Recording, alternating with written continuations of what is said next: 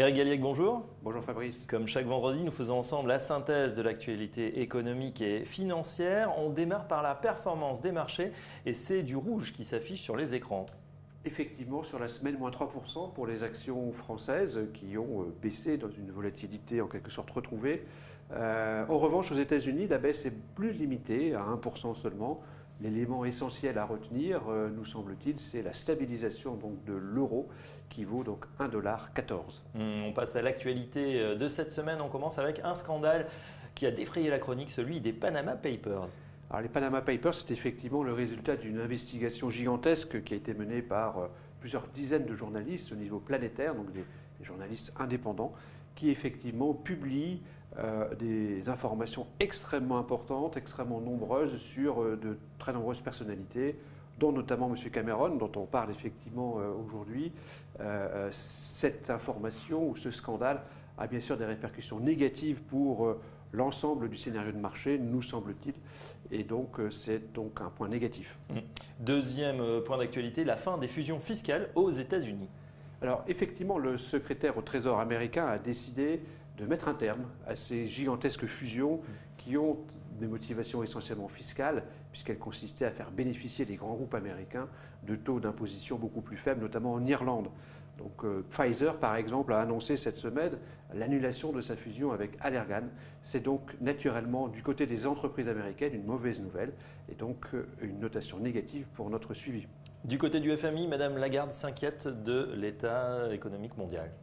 Effectivement, Madame Lagarde, dans le cadre de la présentation du rapport sur la stabilité financière de la planète, s'inquiète de la contagion possible de la crise des pays émergents pour le reste de la planète. On a effectivement dans les pays émergents un endettement des entreprises privées qui a été multiplié par 4,5 en 10 ans, une exposition des banques occidentales aux pays émergents qui a doublé sur la même période, et donc un risque effectivement de contagion qui nous amène à penser que le FMI va probablement réduire ses anticipations de croissance pour 2016. Et enfin, on votait aux Pays-Bas. Le non l'a remporté dans le référendum entre l'accord Union européenne-Ukraine. Effectivement, c'est un vote néerlandais, donc plutôt consultatif. Il a été obtenu par les eurosceptiques et effectivement, 2/3 des Néerlandais ont voté contre l'accord d'association de l'Union européenne avec l'Ukraine.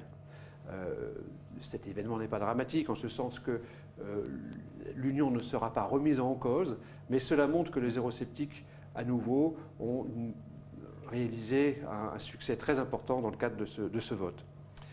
Synthèse de l'actualité de la semaine, c'est du rouge, moins 4 mauvaises actus. Alors, effectivement, ces 4 actualités sont négatives toutes, donc c'est une notation de moins 4 pour cette semaine, une mauvaise semaine à nouveau. Dans ces conditions, quelle est votre recommandation d'investissement, Eric ? Nous sommes toujours négatifs sur les actions. Nous considérons qu'il faut sous-pondérer les actions dans ce contexte, dans cette dégradation donc, de l'actualité que nous avons soulignée cette semaine. Et donc, sous-pondération à nouveau sur les actions. Sous-pondération et prudence. Merci beaucoup, Eric Galliec. On se retrouve dès la semaine prochaine pour une nouvelle synthèse de l'actualité. Bonne semaine à tous.